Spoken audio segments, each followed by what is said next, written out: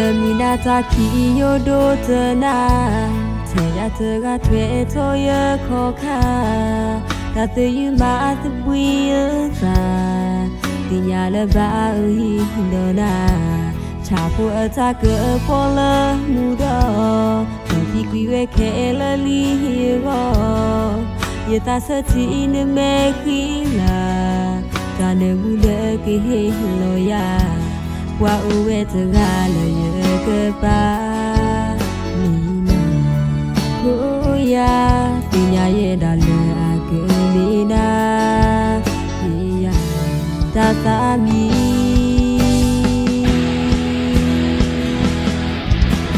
Wa Chone da mudo Sapu metilo Ta kenyoya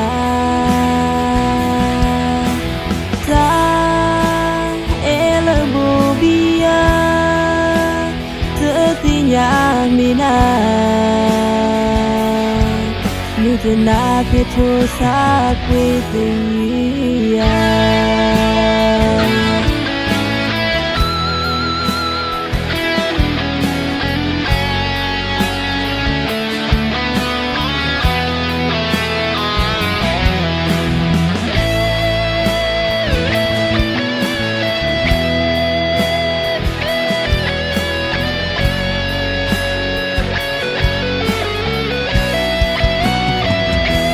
Lemina taki yodotana Teyataga twetoya koka Tatu yuma atbuya Tinyala baui hindona Chapu ataka pola muda Nanti kuiwe kela lihigo Yata sati ne mekila Kane bule ke loya Wa uwe tegala ye kepa Nina Kuya Tinya ye dale akelina Iya Tatami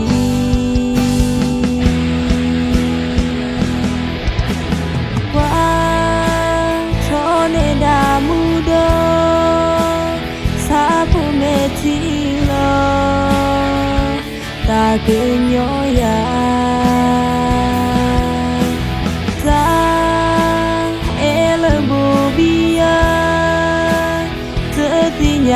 Mina Nujana Petro Sakwitiya Wa Chone da mudo Sapu metilo Ta kenyoya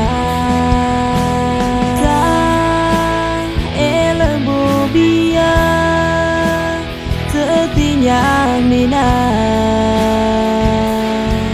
Nujana Petro Sakwitiya